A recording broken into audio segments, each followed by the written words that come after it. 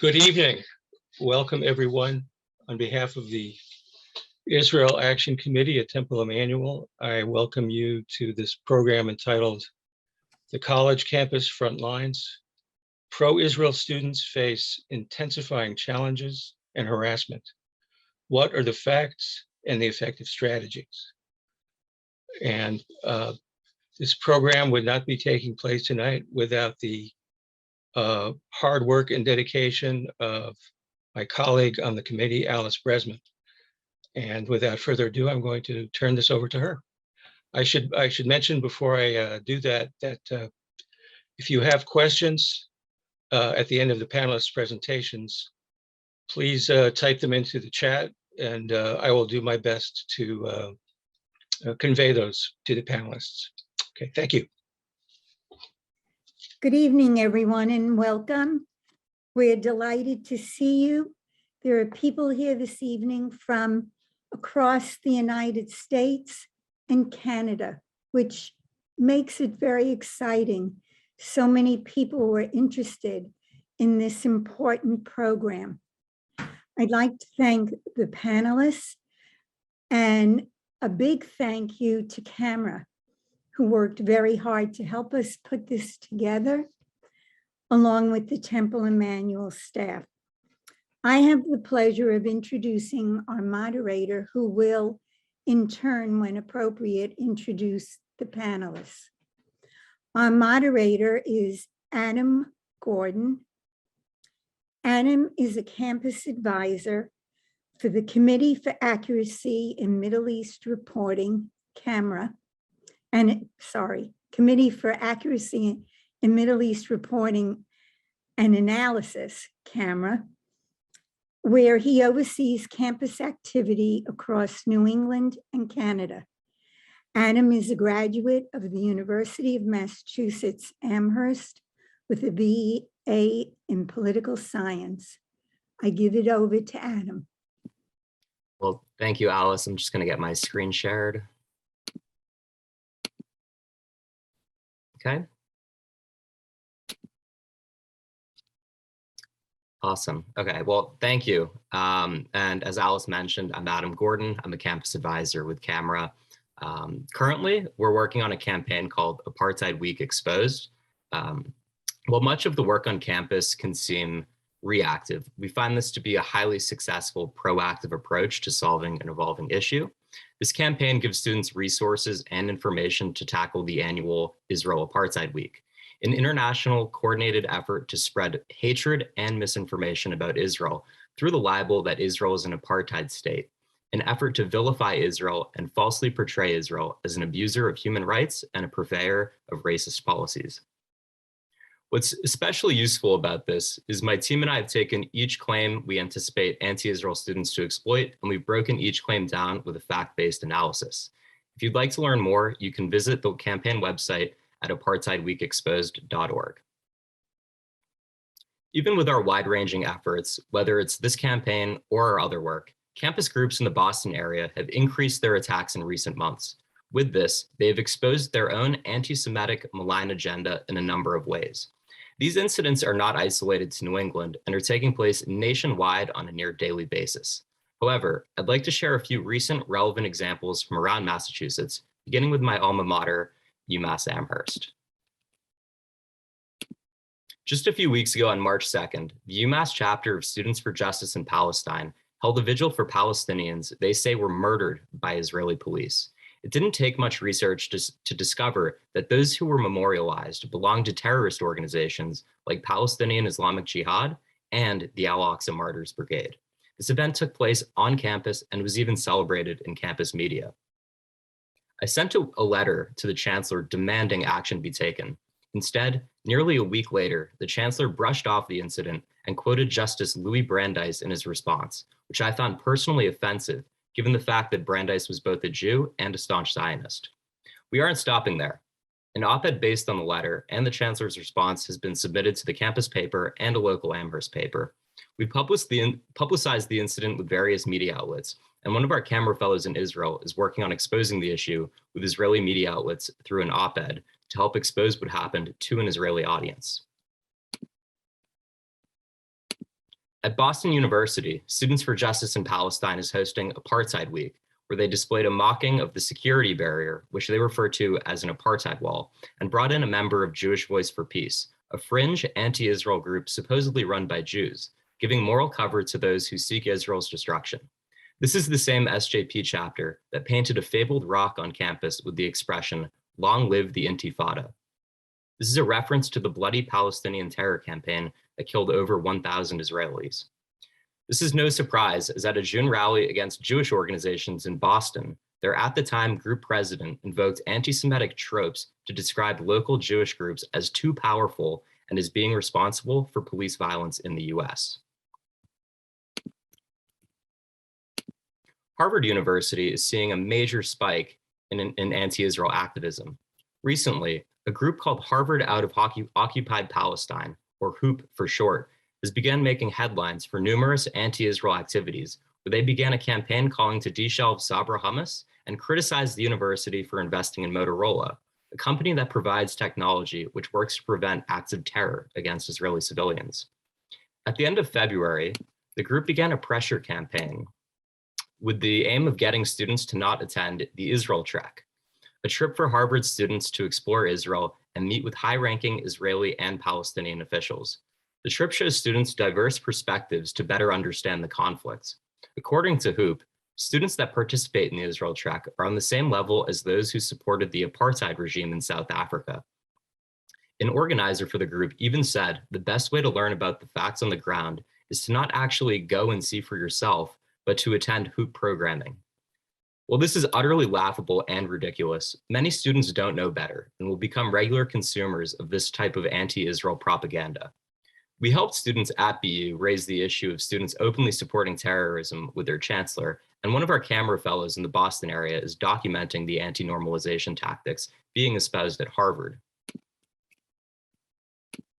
At Northeastern, a resolution passed a few days ago through the student government against the campus police. While this resolution was about police brutality on campus, there was inconclusive data presented in the resolution itself.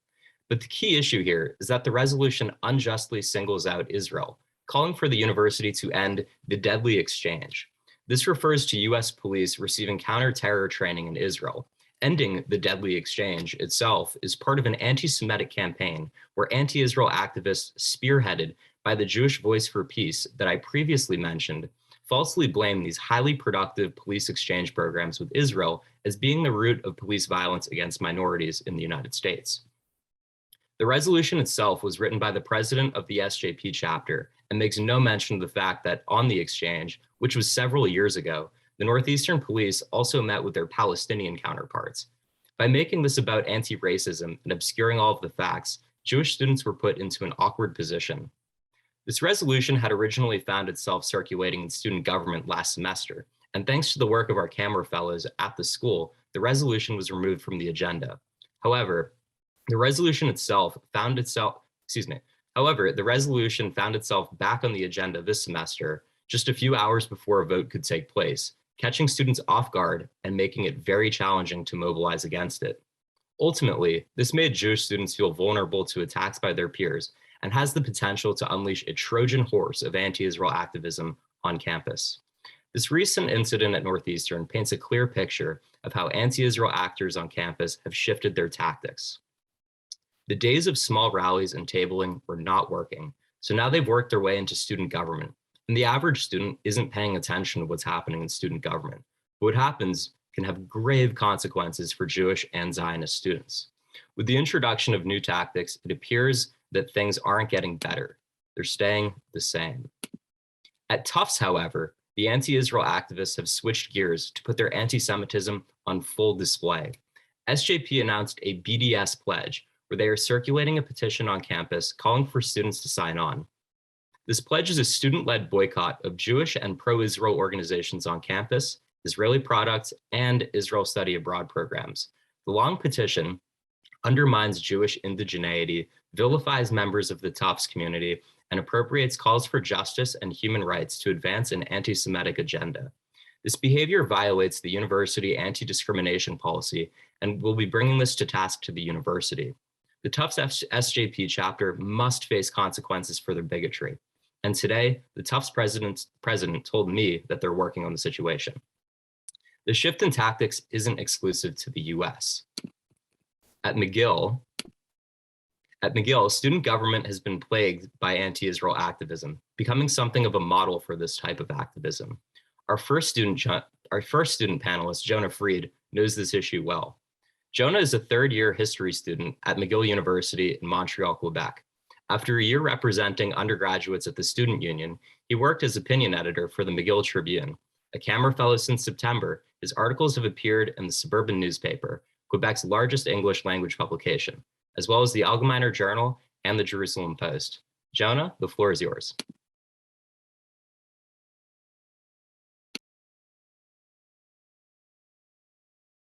Hello, everyone.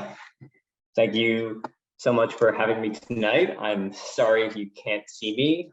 You might be able to see me on my phone. I'm having some technical issues, unfortunately, all too common in this era of COVID-19 and online school. But yeah, without further ado, I'm originally from New York, but when I applied to McGill, I was warned that it was anti-Semitic. Claims like that were the first thing I saw as soon as I looked up McGill and Jewish life on the internet. The Allgemeiner Journal ranked McGill the 4th worst place to be a Jewish student. But until the last year or so, I was not an ardent Zionist. I always assumed that claims like the Allgemeiners were overblown, exaggerated, maybe even biased. And how could they be true? McGill's 14% Jewish. It even has a Jewish studies department. It's one of the best in the world. But this year's Palestine solidarity policy may have proven me wrong. But before I get into that, background on what student politics looks like at McGill. So the SSMU is the Student Society of McGill University. That's our student union. And it has a judicial board. The judicial board basically rules on what all of our governing documents mean, how they comply with Quebec law, and so on. And it's actually run by law students. Then Elections SMU is our independent elections management department. They coordinate, advertise, basically run all of our referenda and elections. And then SPHR, Students in Solidarity with Palestinian Human Rights, is BDS. They were forced to rename themselves in 2016 after BDS was ruled unconstitutional. So if that's all confusing or too legalistic, that's because it is. Quebec has a very strong union culture, and Law 32, which is the law that regulates student unions, basically means that these groups have very legitimate political power and money. They collect mandatory, non-opt-outable student fees. So that brings us to the Palestine solidarity policy. This policy would create a Palestine solidarity committee with representation exclusively from SPHR, which is a political club. And then it was mandated to present propaganda every semester, organizing protests, issuing pamphlets, and so on. It would also pressure the administration to divest from any Israel-affiliated companies, or really any organization that this committee designated as Zionist or complicit in Zionist settler colonial apartheid, which, as I say in the next bullet, various misinformation, false claims about the state of Israel were cited in this referendum. They didn't cite any actual, government or international humanitarian legal rulings, only Human Rights Watch and various advocacy groups. It also calls on McGill and SMU to condemn Canary Mission and the so-called blacklist. And this blacklist, it's especially insidious and problematic. I actually wrote an article about it last semester. Basically, SPHR alleged in May of 2021 that a group of Zionist Jewish students at the SMU, again, Student Union Board of Directors, knew about or were contributing to this list of anti-Israel activists and using this list throughout the generations. Like they said, it was around for almost 60 years to take down any anti-Israel candidates in our student government elections, which is hilarious considering that just this year they passed the Palestine solidarity policy. And this is completely false. Both the administration and the student society itself conducted their own independent investigations, came up with no evidence whatsoever. Nevertheless, it's still out there, people are still sharing it, and it's a problem that was cited in this Palestine solidarity policy, which is why I joined with other Jewish students to form a no campaign. And we began filing various injunctions, various complaints to both the administration and the student union's own independent group, like the judicial board. And they did issue us an interim order to prevent this Palestine solidarity question from going on to the referendum ballot this semester. Every semester we have referenda, and it was temporarily removed. But as soon as it appeared that it was not going to be on the ballot the next day, SPHR and other anti-Israel groups began pressuring the students at Southern University, and more specifically the elections department, to reinstate it, calling them racist, undemocratic, basically publicly shaming them. And they bowed to that public pressure. By the end of the day, they sent us a statement saying that they were going to reinstate it and put it back on the ballot, even though its constitutionality remained in question and could still be ruled unconstitutional. Excuse me. So we kept filing complaints. We recorded various examples of infringements on electoral bylaws, obvious disregard for, a fair and reasonable campaign, putting up election posters and pamphlets that weren't approved preemptively by the elections department, but we didn't get any response, radio silence. And as this referendum continued, the anti-Semitism followed. As you can see in the top left, I was accused of working for the state of Israel, which is not true. Camera is not, in fact, the state of Israel. And our social media, for the official no campaign, was flooded with anti-Semitic comments. I have friends who were forcibly removed from club executives because of their Jewish identity and perceived Zionist sympathies. And more than that, the double standards applied to the Jewish community, or at least those of us that oppose this policy, are clearly anti-Semitic. You can see there that the Black Student Network endorsed the policy officially, so did the student press. The problem is that in our electoral rules, you have to ask the no campaign for permission to do that. And they never asked us. And so we complained about that as well. And the judicial board for the student union, again, didn't do anything about it until the last day of the election. And so in the end, yes, it passed. But as you'll see in the top left, only 3,960 people actually voted in this election. And so these activists are calling this democracy. They're saying it passed with a 71% majority, but of like 10% of the student population. And you can see in the bottom left that the president of SMU was giving a speech in front of the administration building after it was passed. They're talking about it like this is the voice of the people. And so we, with the help of Camera, reached out to various Jewish newspapers and got a lot of attention on it. You can see that I'm quoted in the Jewish News Syndicate there. And B'nai B'rith Canada, as well as some other groups, threatened McGill with financial pressure, strongly worded letters. It was a huge scandal for the university.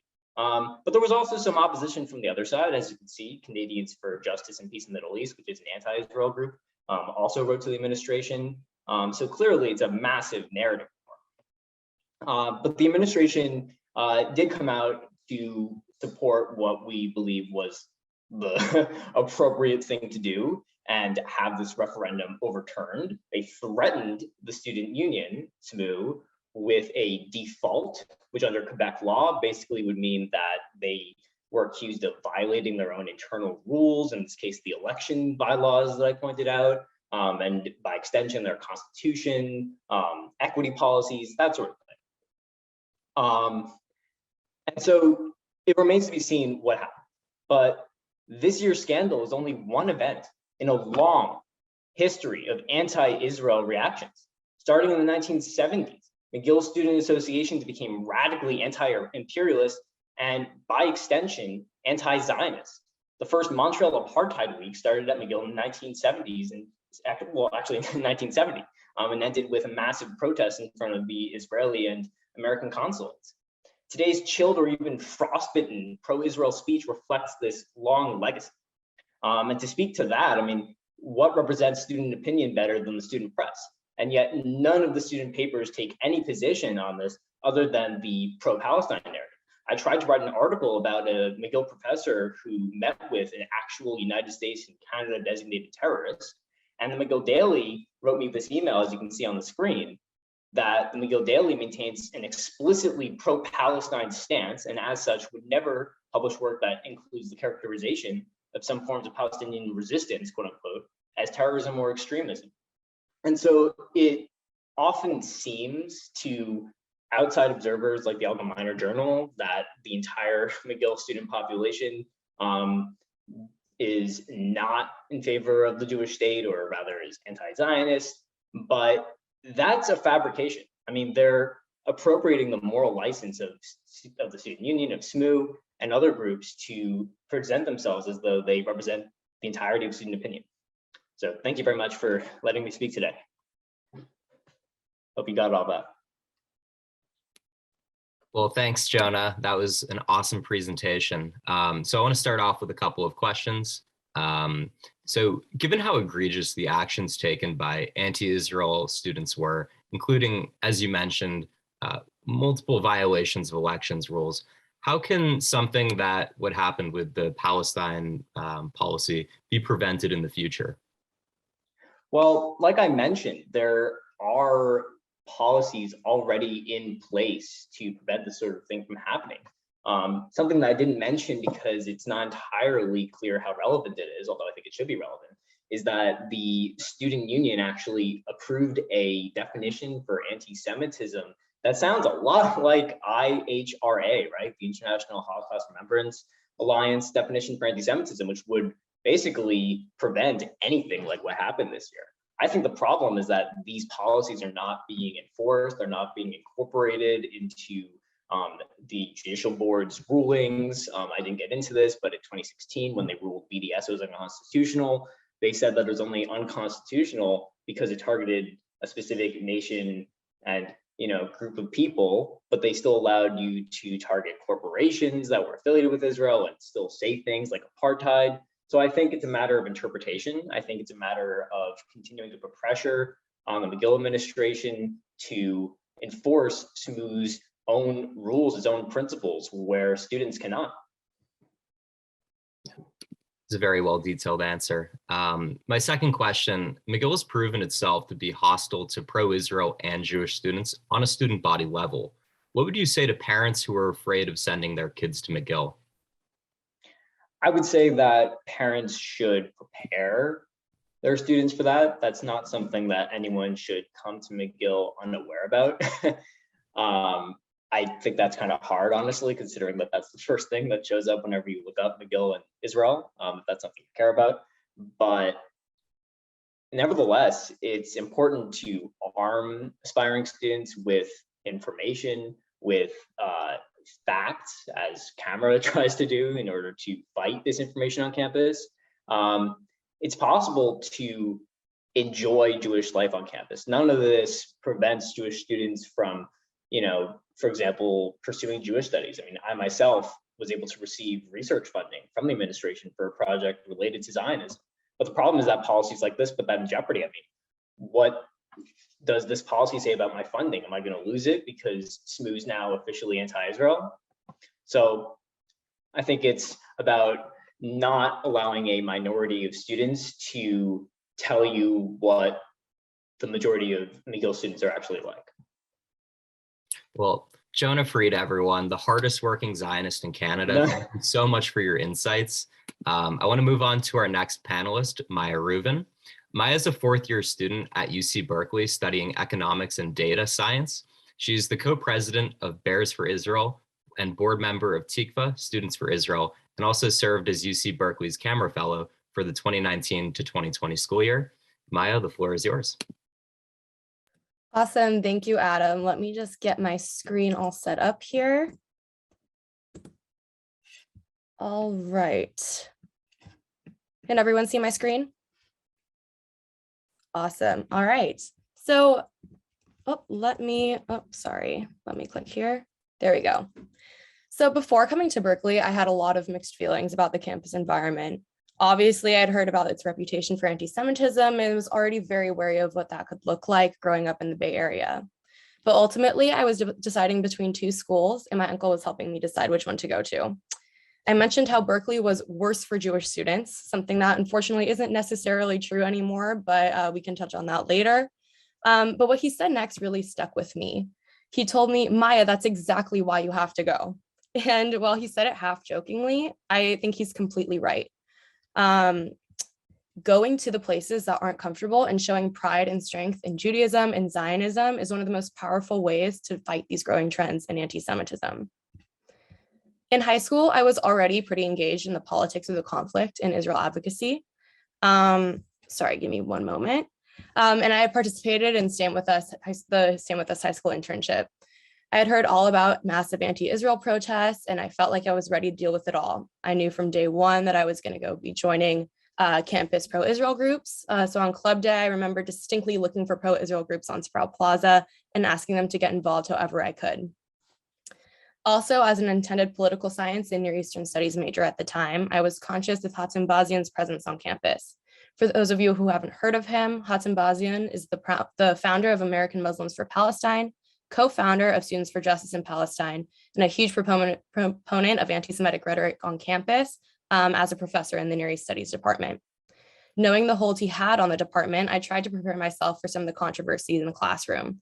However, for the most part, I thought the situation with him was pretty unique and that most professors wouldn't share his sentiments in the classroom. However, long story short, I was completely wrong. And that's something I'm also happy to touch on later.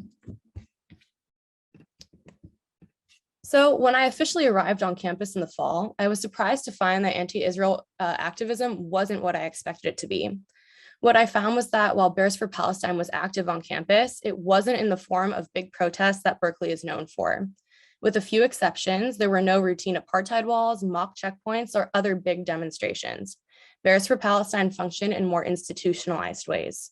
They ran student-led classes called the Palestine, the flyers right here, Palestine as a settler colonial analysis. They work with student government to pass anti-Israel legislation, similar to what Jonah was talking about. And they practice an uplifted and anti-normalization policy on campus. This means no talking to Zionists and by extension Jews.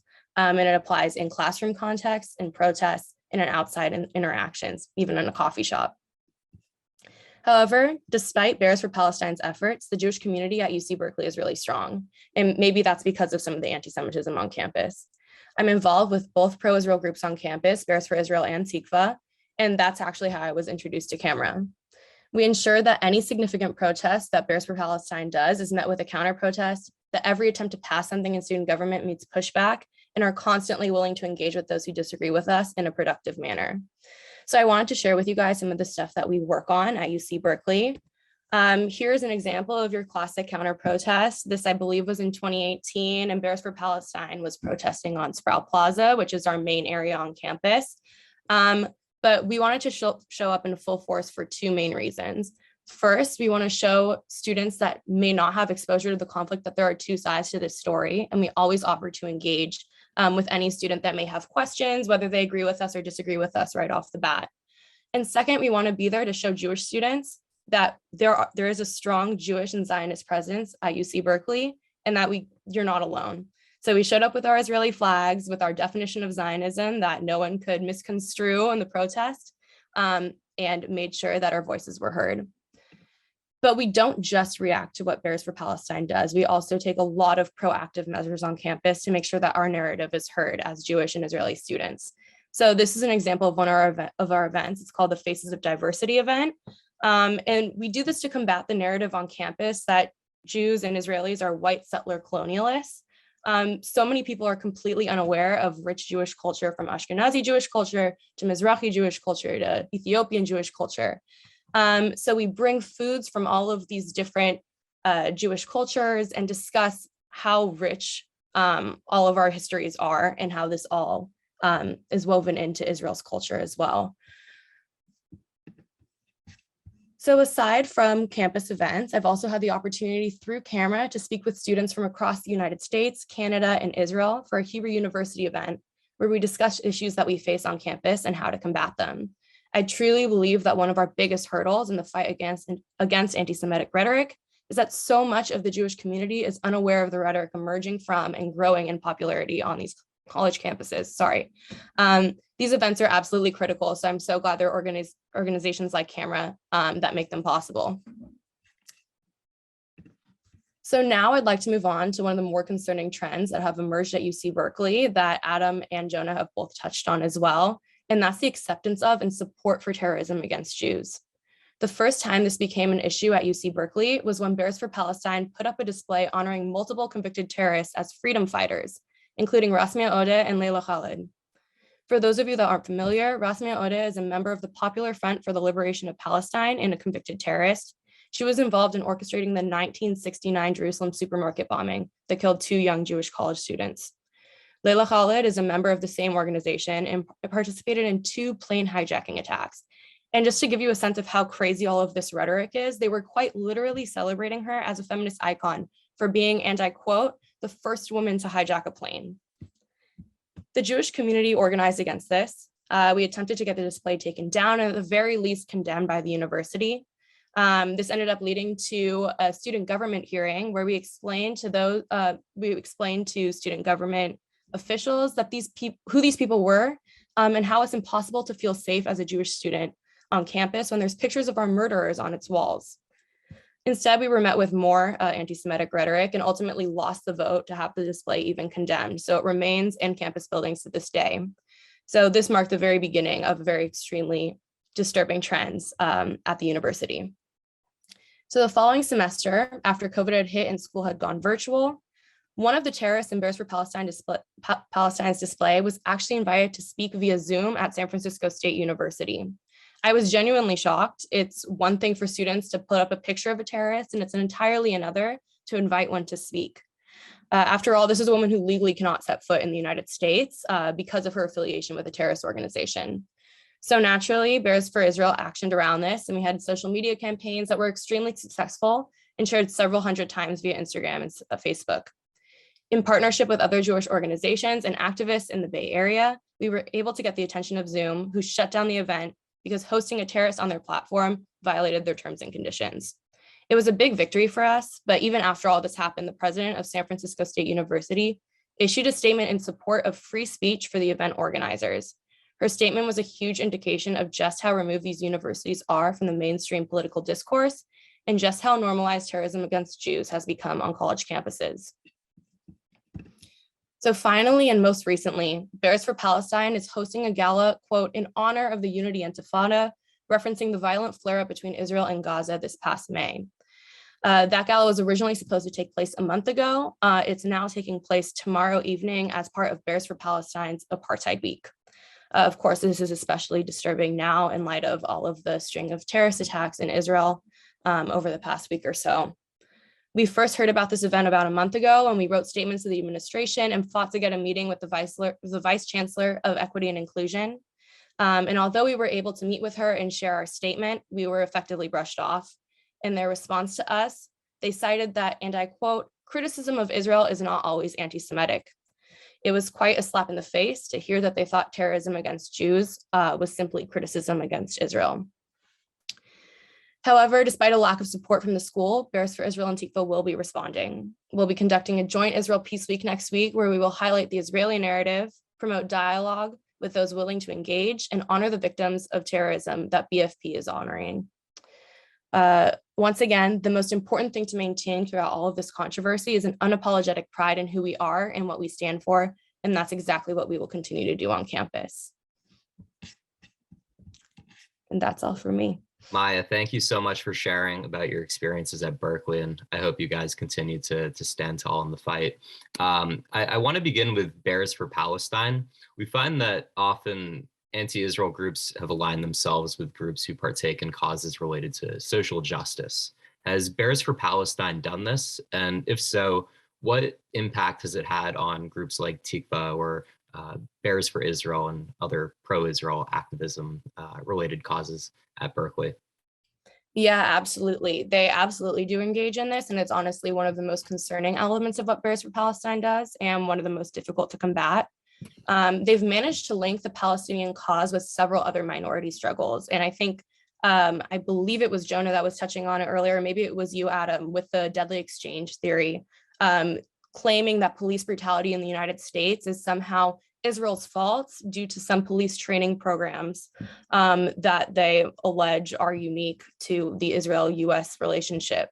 They also try to make links between the Hispanic community and the Palestinian community by saying that ICE uses the same technology to track undocumented immigrants that Israel uses against Palestinians. There were also parallels drawn between the Kashmir and India conflict, saying that Israel is arming India to murder people in Kashmir. Just basically any social justice cause that there is on campus, Bears for Palestine attempts to hijack. And it makes things really difficult for us because these groups then adopt anti-normalization policies where they won't even engage with us and hear our perspective. And so it makes it incredibly difficult to build alliances with the social justice community and have them even see us as human. We're immediately demonized as racist and as the enemy without even being able to speak with us. It's truly despicable. I want to touch base on free speech. Berkeley's got this reputation of being an extremely activist school. And so with that, a lot of past news stories have shown Berkeley students being hostile to speakers whose views they oppose. They've even attempted to disinvite speakers. Perhaps these students have forgotten about the Berkeley free speech movement, but do you find that there's been any kind of censorship of Jewish and pro-Israel students at Berkeley? Yeah, so fortunately on the administration side, at least, we haven't had any issues with our events being shut down. We have had a lot of students try to shut down our events, a lot of counter protests. One of the most recent ones was actually when we had Deborah Lipstadt come speak, who is now officially confirmed as the anti-Semitism envoy, which is incredible. But ultimately, they just came in with signs and tried to chant and shut things down, but it ended up making the event look stronger in the end. We have had censorship issues with regard to student publications. So the Daily Cal, I had a lot of issues trying to get my camera articles published in the Daily Cal. They basically were very strict on what they considered, again, like socially acceptable with regards to supporting Israel over Palestinians. But they clearly did not have those same standards when it came to anti-Israel groups publishing articles. They basically had zero fact-checking standards. So yeah, we do face some issues on the student front, but the administration generally has not been a roadblock for us in that sense, at least. It's good. Well, Maya, thank you again. And Jonah, I want to thank you too. And before I turn things back over to Alice and David, I wanted to thank you all for being here and let you know that you too can help our fight against hate on campus. So if you have an incoming or current college student that supports Israel and wants to make a difference, I encourage you to direct them to our fellowship, the same fellowship that Jonah and Maya are involved in. So you can find more information at cameraoncampus.org. Again, that's cameraoncampus.org, or you can send me an email at adam@camera.org. Again, adam@camera.org. Thank you, Adam and Maya and Joan. I think we've learned a lot of very important information about what's going on in the local campuses and at your respective campuses. And one question that I was asked was, with respect to local Boston area campuses, what has been the attitude of the college administrations when these problems have been brought to their attention? You mentioned Harvard and you mentioned Tufts. This is a question for me. Yes, Ed. Well, it really depends on the administration. Some are kind of apathetic, but some also vehemently oppose this kind of activism on their campus. The tricky thing is just with the limitations that the idea of free speech brings. Administrators oftentimes have their hands tied because a lot of what the anti-Israel activists are doing, they're completely protected under free speech laws, even as much as we disagree with it and as much as it can be harmful to Jewish and Zionist students. But I think we're beginning to see a shift in the right direction. A lot of local chancellors, presidents have come out very vehemently opposed to things like BDS. And also, you have university administrators are kind of beginning to see that anti-Israel groups on campus are really showing their true colors. Their anti-Semitism is showing, essentially. And so once that becomes very apparent, then that's when administrators can start to shut things down. We aren't quite there yet, but I think we're making a step in that direction. Okay. There's a specific question about how, and this is a question for any of the panelists. There are these arguments made about how Jews are not indigenous to Palestine, and we were wondering whether you have developed counter arguments. And in a limited question of mine is, how much information do you share about the Jewish population that was kicked out of Arab countries, after 1948, and make that part of the story?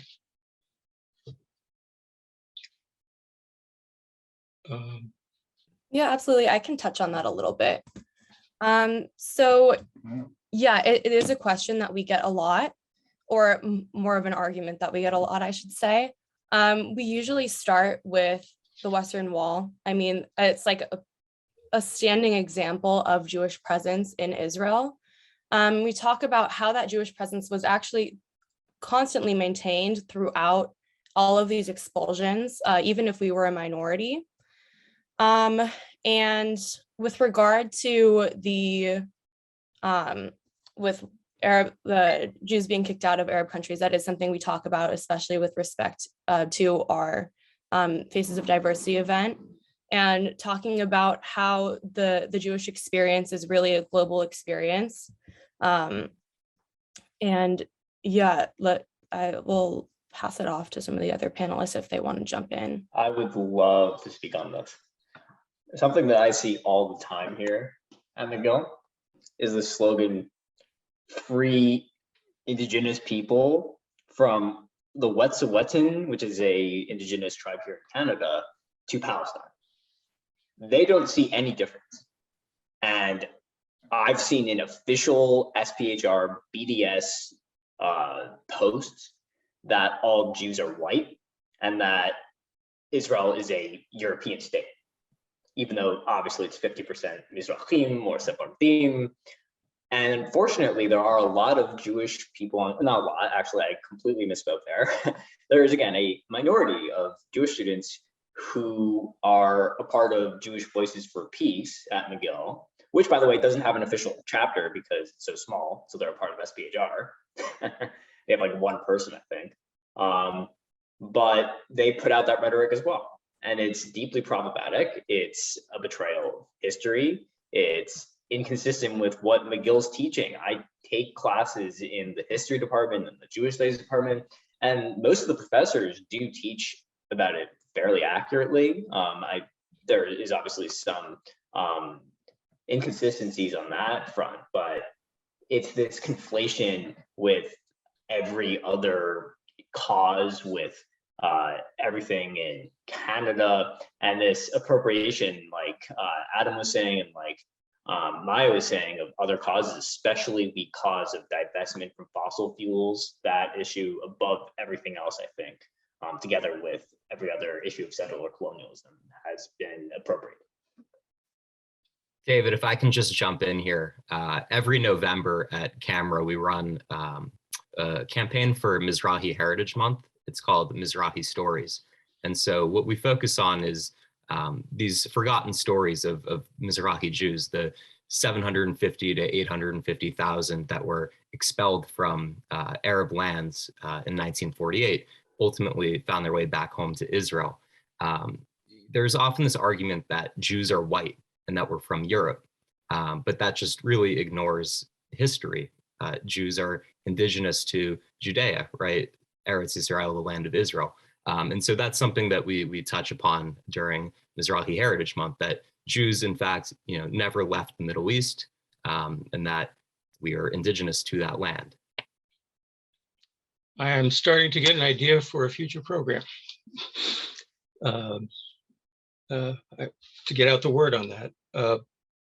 I had a question about how much you engage with alumni of these institutions, and how much are they organized to help you wage the fight? Is that something that you've been involved with, or is that something that we need to work on? This is a question for me? For you, or either Joan or Mike, whoever would I can answer that a little bit from the Gill case, Adam, if you don't want to speak to it. Yeah, go ahead. Okay. Well, I'll say that we've worked with various Canadian legal firms, and it's comforting, or I should say Jewish legal firms like B'nai B'rith. And they have a lot of McGill alumni, so that's always comforting. And Hillel Montreal is very involved in the community. I don't think they get enough credit for the work they do to combat misinformation on campus, and they do write to alumni. In fact, I think this month, in respect to the Palestine Solidarity Policy referendum, a major donor announced he was pulling out or something. The donors are very involved, for sure. And anytime Camera helps us put an article out, the donors see it and they put pressure on the administration. Okay, that's good to hear. If there are no other comments on that question, I will say we do work with donors quite a bit. Most of our emphasis is with current students, but I can talk about a recent example where during the talk I was giving earlier, I had mentioned the Long Live the Intifada graffiti at Boston University. Right now we're working with BU alum on remedying that situation with the administration. And there's a number of other schools where we've worked with alum on current issues as well. Oftentimes we find that it's a lot easier for alum to get more organized. They have different things on their plate than current students. So that's kind of just what we found. one of our participants has expressed a feeling of frustration that pro-Israel activists always seem to be on the defensive, reacting to what SJP is doing or other anti-Israel groups, and is eager to see more more attempts to try to, create a narrative, force a narrative. Do you think that's a fair criticism? Is it something that you feel like you need to address? I can speak to that a little bit, unless Adam, do you want to? I'll obviously give you. I give Maya and Jonah. You guys definitely have priority Okay, on these questions. Okay, yeah, I mean, if I could speak to that, that's actually something that, there's no, Zionist cabal, no blacklist at McGill, let me emphasize that, but there are obviously group chats and, discussions where we talk about strategy. And that's something that we talk about. There are people who feel that way. The problem is that it's a bit of a catch-22 because the anti-Israel crowd feeds off of oppression, saying that they're oppressed. I mean, they're talking about being oppressed when they're not being oppressed. The blacklist doesn't exist. McGill's proven that it doesn't exist. And yet they're saying they're oppressed. They're saying that they're being terrorized. That's a quote from the blacklist article that I showed you guys on my PowerPoint. And that begs the question, like, if we were to pass a resolution demanding that McGill, for example, officially condemn BDS, or that it voice support for compensation for Jews who escaped Arab countries in 1948 and the years surrounding that. I think that would be a massive scandal. I'm not sure if that would hurt our cause or help our cause. I sympathize with the frustration, but unfortunately, that's sort of how the long arc of Jewish history has often angled itself. Yeah, I'll also jump in. I also think it is a valid criticism. And that's why student groups on UC Berkeley's campus try to do these proactive events like Face of Diversity and Israel Peace Week, where we try to promote what the Jewish narrative is instead of just constantly responding to the Palestinian narrative. But kind of similar sentiments to what Jonah was saying, it's also a tricky line to walk, because we don't want to insinuate that there is even a discussion over Israel's right to exist. Israel should just, it's a country. It shouldn't be a discussion. And so we don't want to be introducing that discussion where it doesn't exist. But at the same time, we want to be getting ahead of all of these anti-Semitic claims and mischaracterizations of who we are as a people. So yeah, it's definitely a valid criticism, but remains a fine line to walk. In particular, when terrorists are being glorified, there seems to be an opportunity to educate the student body about who Israel's enemies are or have been. Paint maybe a different picture, but that's easy for me to say. Most of the participants tonight have been out of college for a while, but they're obviously very concerned about what's happening. Is there a role for local temples to play in combating anti-Israel activities on campus, promoting Israel on campus? What can we do? I could jump in unless Meyer having no? Okay, great. I would say that there's something to be said for reclaiming Israel for the left. Not to politicize. I mean, obviously, CAMRA is a nonpartisan organization, but many young college students are, I mean, statistically left-leaning, and there's a sentiment that it's impossible to support things like, say, liberating Indigenous people in Canada and simultaneously thinking that Israel has a right to exist. And there's very obvious and easy evidence to show that that is possible. I mean, obviously, the early Zionist movement was a labor movement, and I do think local temples could do some work in promoting material that shows that. I think there are a lot of excellent histories on the conflict. I'm thinking of maybe Uprooted by Lynn Julius. That's a book that CAMRA actually gave me and that I used for a class here at McGill. There's so much literature out there, but I sometimes feel like no one's heard of it. On my end, I think there are a lot of ways for synagogues, temples, members of these institutions to get involved. First, get your children and your grandchildren involved. That's one of the biggest solutions to the issues that we're facing. The more pro-Israel students on campus who are vocal about these issues, the better off that we are. So, it's programming like at CAMRA that gives students these kinds of opportunities. Second, I would say, at least for all of you watching, write to these universities where you see issues popping up, especially if you're an alum of that university. Your voice is not ignored. And putting pressure on these universities, especially from outside forces, can be extremely beneficial to the students on the ground. Yeah, I would also like to jump in. I think something that's really important is how we approach Israel education within synagogues. I can speak to how it was approached at my synagogue. It was taught as a specific unit within like our 5th grade curriculum. And so that it doesn't really establish this connection with who we are fundamentally as a people. So I've found my connection because my dad is Israeli. So I've had that since I was very young.